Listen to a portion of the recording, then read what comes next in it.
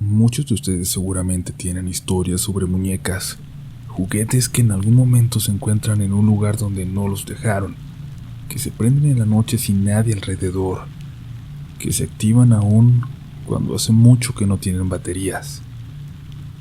Por eso creo que me atrevo a contar estas historias. Quizás las puedan entender aunque sea en un porcentaje. Quiero compartir con ustedes lo que ocurrió con mi tío Servando. Al poco tiempo de que mi mamá y yo dejamos la casa de mi papá y se quedó solo, entró en una depresión profunda y tuvo problemas con el alcohol. Se la pasaba en mi cuarto, sobre todo, pensando en los pocos momentos buenos que tuvimos. Incluso había muchas noches en que se dormía ahí. Tomaba y lloraba todos los días.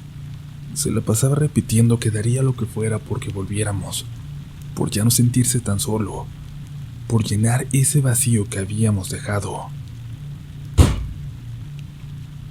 Hasta una de esas noches, cuando escuchó que algo se movió dentro del armario. Como pudo, se levantó y lentamente, tambaleándose, se acercó a abrir aquella puerta. En cuanto la abrió, desde adentro cayó una muñeca, casi como si se abrazara a sus pies, y mi papá lo tomó como una señal. La muñeca de su hija, una prueba que le daba el cielo, creía él, de que no estaba solo, de que ahí estaba yo de cierta forma, junto a él. Y desde entonces la dejó ahí, afuera del armario, y en ocasiones la acomodaba en otros lados de la casa. Ni siquiera reparó en el detalle de lo fea que era, de que nunca me había visto con una muñeca que, cuando era una niña de 8 años, por ejemplo, habría estado justo de mi estatura. Era muy alta. Para mi papá no era raro escuchar voces a lo lejos en la casa, o imaginarse, pensaba él, imaginarse mis pasos corriendo por ahí como cuando era niña. Todo lo que escuchó durante tanto tiempo no lo registró como algo que tuviera que asustarle. Al contrario, todo le era bienvenido. Le hizo dejar de estar triste, dejar de sentirse solo, pues sentía una presencia en casa todo el tiempo que aliviaba su dolor. Regresó a su rutina y a sus aficiones, como a trabajar en aquel Mustang 68 que estaba restaurando, casi reconstruyendo junto a su hermano Servando, que vivía no muy lejos de ahí. Era, de hecho, el carro de Servando, aunque era un proyecto familiar, pero la casa de mi papá era la que tenía el espacio suficiente en el jardín para haber montado aquel mini taller en el que habían estado restaurando aquel coche. Iba a ser el primero de muchos, pensaban. Por el trabajo mi papá se iba en ocasiones de la casa por varios días, pero había veces en las que era incluso una semana entera. Mi tío Servando tenía las llaves y seguía yendo a trabajar. Para él también era una actividad que realmente lo animaba, así que iba casi todos los días. Habían armado incluso la iluminación necesaria para continuar trabajando aunque les diera la noche. Y fue en una de esas noches precisamente, en una de esas largas noches de trabajo, de mi tío Servando, solo en esa casa pasando las 10, cuando comenzó su experiencia. Aquella calle era muy callada en cuanto oscurecía. En algún momento habían puesto pavimento, pero de tan mala calidad que ahora era una mezcla de terracería y lo que quedaba de aquel intento. No mucha gente pasaba por ahí, a menos que viviera en esa calle. Mi tío se regresaba caminando a su casa, incluso cuando era muy tarde. Conocía de su juventud a todos los vagos de la zona, así que no le daba miedo a la delincuencia. Por eso, eran las 10 aquella noche, pero intentaba terminar el trabajo del día. Ábreme. Una voz a lo lejos llamó su atención. Apagó el pequeño radio que tenía a su lado. Ábreme. La volvió a escuchar, pero no venía de la calle como había pensado. Venía o de dentro de la casa o del patio trasero, de aquella dirección. Giró una de las lámparas hacia atrás, pero no se veía nada, así que decidió ir a revisar. Aunque aquella voz parecía ser de mujer, No se confiaba. Podía ser cualquier cosa. Rodeó la casa sin señales de nada raro y regresó hasta el coche. Sintió algo extraño. Dice que era una sensación pesada, como si una mirada se clavara en su espalda. Se giró hacia la casa y alcanzó a ver algo, por una fracción de segundo. Algo en la ventana del segundo piso que se agachó en cuanto volteó. No llevaba su teléfono como para marcarle a mi papá, pero de todas formas era absurdo pensar que había alguien en casa. Revisó sus llaves. Aunque él tenía las de la casa como para haber entrado, no solía llevarlas con él. Solo llevaba la llave del candado del portón de madera para entrar al patio a trabajar en el Mustang.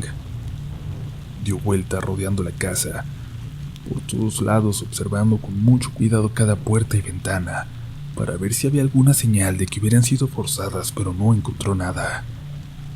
Sintió un escalofrío, aunque era la persona menos miedosa que yo conocí. Cerró el coche, apagó las luces y se dirigió hacia la calle, pero algo no lo dejaba salir. Algo en su interior le decía que había alguien detrás de él, en aquella casa supuestamente sola. O bien, algo le exigía convencerse de que no era así, de que todo había sido su imaginación, la oscuridad, la noche. Se dirigió lentamente de vuelta hacia la puerta principal. Cuando lo hacía, pudo escuchar cómo unos pasos por dentro se acercaban a ella también.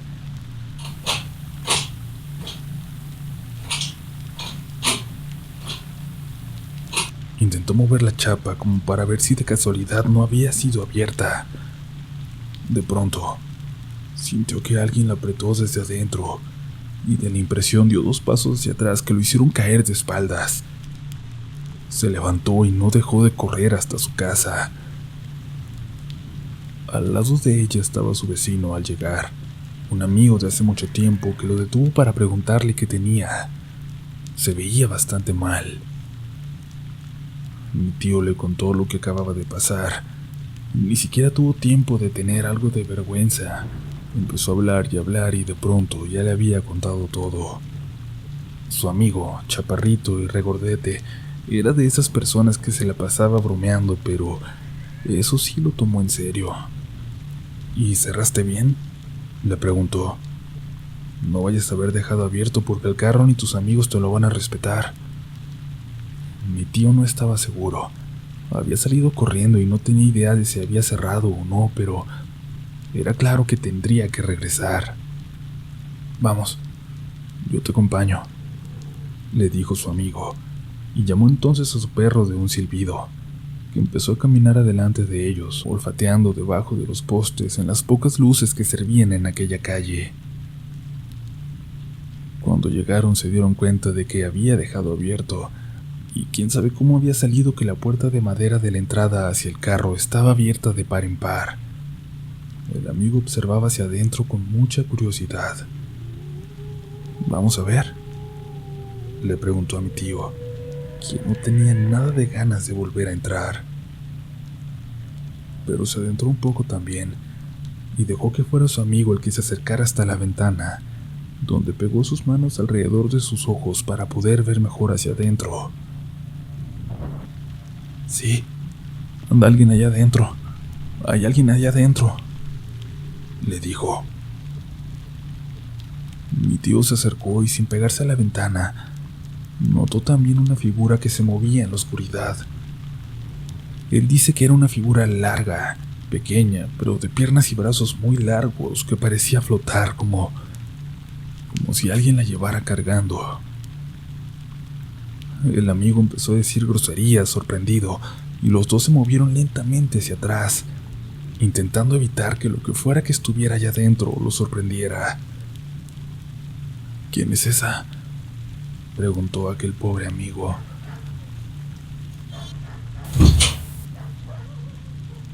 El perro, que se había quedado en la calle, ladró hacia adentro, y escucharon cómo la puerta de la casa se intentaba abrir a sus espaldas. Salieron corriendo los tres, los amigos y el perro, que de vez en cuando volteaba y ladraba hacia atrás. Cuando llegaron a su casa volvieron a caer en cuenta de que de nuevo no habían cerrado.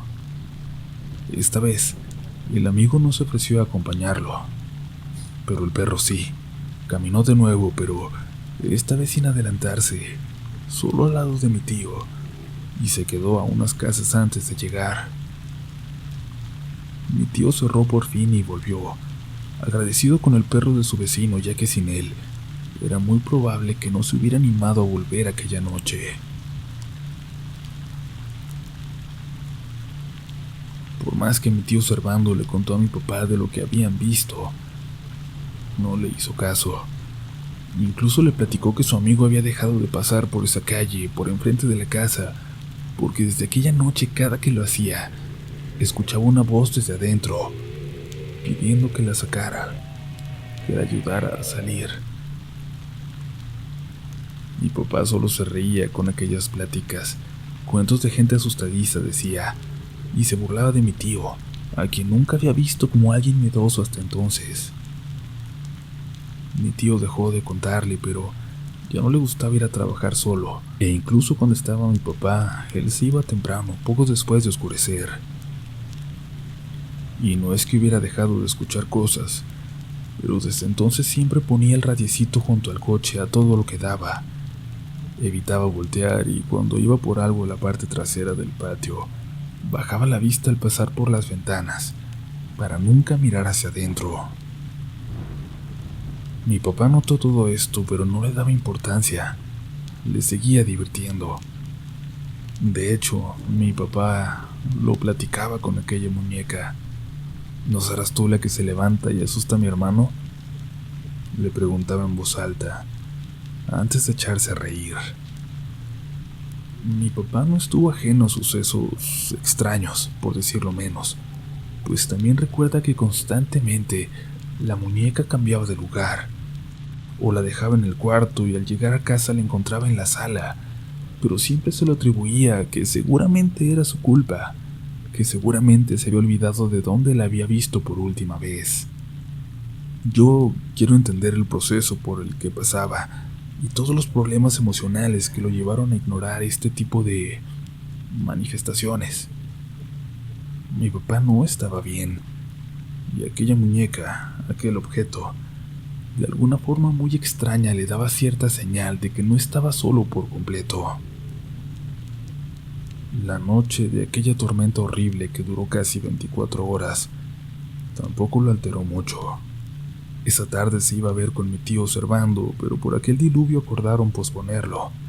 No era clima como para salir. ¿Seguro que estás bien, hermano? ¿No te quieres venir para acá, a cenar con la familia?, le preguntó mi tío, sabiendo que mi papá quería salir por los víveres de la semana, pero le respondió que estaba bien. Tenía ahí guardada alguna cena para microondas. No le iba a pasar nada por volver a cenar mal una noche. Cuando arreció la tormenta cerca de las 8, algo pasó. Algo tiró la tormenta que se fue la luz por toda la colonia. Mi tío volvió a llamarle a mi papá. ¿Y ahora sin microondas qué vas a cenar? Vente, no seas terco. Mi papá se rehusaba y mi tío le dijo que iría para allá entonces a llevarle algo de comer por lo menos. Iría corriendo para que aquella comida llegara calientita y le llevaría velas, pues mi papá ya estaba completamente a oscuras en la casa. No le dio tiempo de que dijera que no. En el fondo, tenía miedo de que mi papá fuera a tener una mala noche y regresara a la bebida. Todos lo temíamos. Se puso un impermeable, llenó una mochila con lo que le llevaría y antes de salir le llamó una última vez para preguntar si necesitaba algo más.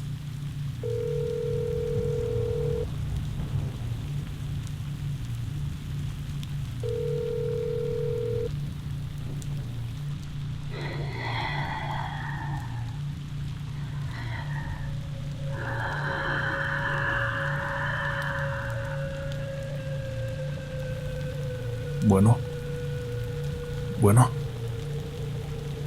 La llamada había sido respondida, pero no parecía haber nadie del otro lado de la línea.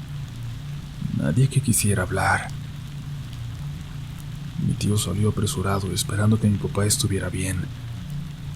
La calle frente a la casa ya estaba casi inundada.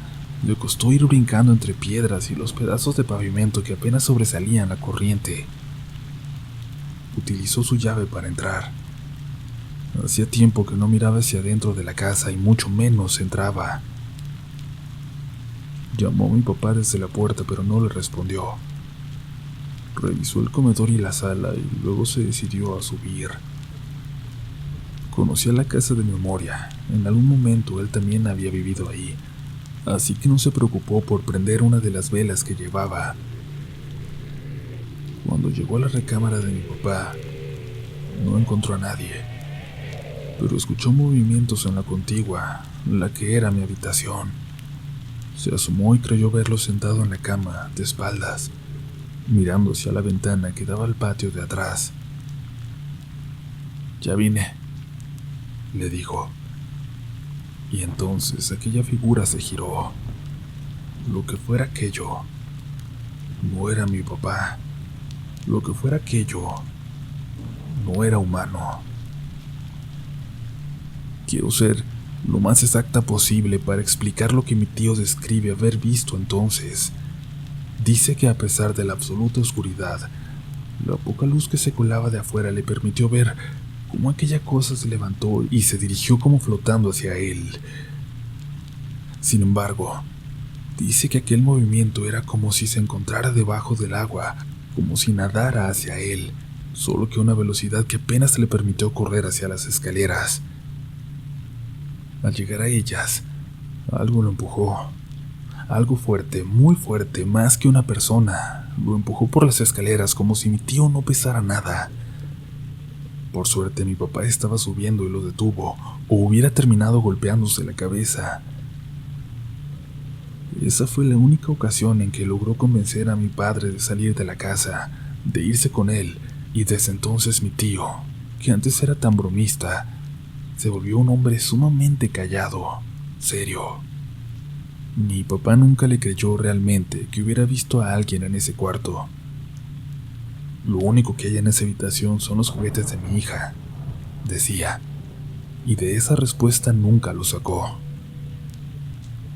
El amigo de mi tío Servando no fue el único en haber escuchado aquella voz también desde afuera, desde la calle.